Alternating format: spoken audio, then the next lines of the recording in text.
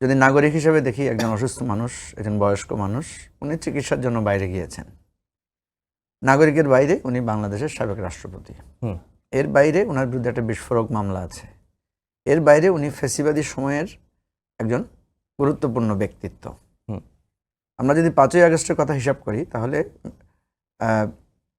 যত জায়গা আক্রান্ত হয়েছে সে আক্রান্তের তালিকায় বা জনক্ষোভের মুখোমুখি হয়েছেন, সেই ক্ষোভের মুখোমুখি তালিকায় কিন্তু আব্দুল হামিদ সাহেব একজন হওয়ার কথা।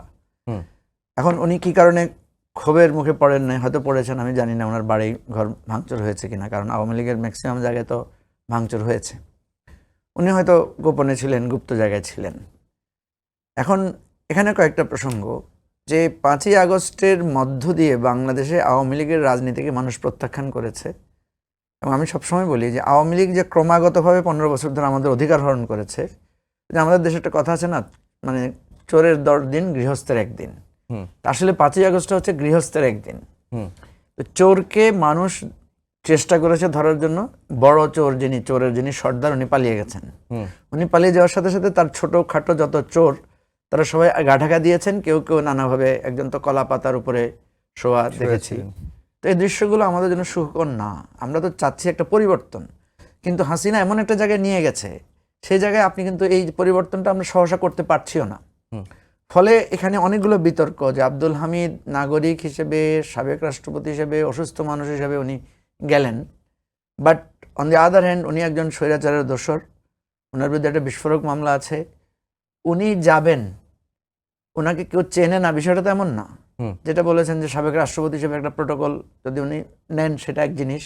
উনি যদি তাও গোপন করে যান, তারপরে যখন ইমিগ্রেশন যখন ক্রস করছেন, তার পাসপোর্ট যখন স্ক্যান করে, আমরা নিজেরাই তো দেখি, আমাদেরকে কত জিজ্ঞাসাবাদের মুখে পড়তে হয়।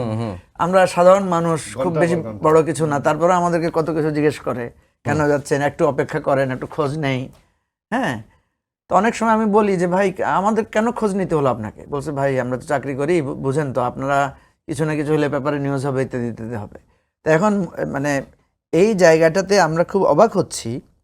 এটা নিঃসন্দেহে সরকারের মানে একটা কোনো একটা লুকোচুরির ব্যাপার আছে এখানে। কারণ স্বরাষ্ট্র উপদেষ্টা বলছেন কিভাবে পালিয়ে গেল বা কিভাবে পার হয়ে গেল, উনি তো আসলে পালিয়ে যাওয়ার কথা না। এয়ারপোর্ট দিয়ে তো সাধারণত মানুষ কেউ পালিয়ে যায় না, ঠিক আছে? তো তাহলে স্বরাষ্ট্র উপদেষ্টা যখন বলছেন পুলিশের গাফিলতি আছে কিনা, পুলিশের গাফিলতি মানে তো স্বরাষ্ট্র মন্ত্রণালয়ের গাফিলতি, ওনাদের ফেলিওর। তারও আগে প্রশ্ন হচ্ছে, আপনি যদি ওনার বিদেশ যাওয়ার যদি নিষেধাজ্ঞা না থাকে, ওনার ব্যাপারে যদি কোনো ইনস্ট্রাকশন না থাকে, তাহলে সো হোয়াট? উনি গেলে আপনি 3 জন লোকের চাকরি কেন খেলেন? 3 জন চাকরির লোককে বহিষ্কার করলেন কেন? তো সুতরাং আমরা এখানে দেখছি কি একটা ধোঁয়াশা, এখানে একটা লুকোচুরির ভাব আছে। এবং কিছু কথা আমরা প্রকাশ্যে শুনতে পাচ্ছি, কিছু কথা অপ্রকাশ্যে শুনতে পাচ্ছি।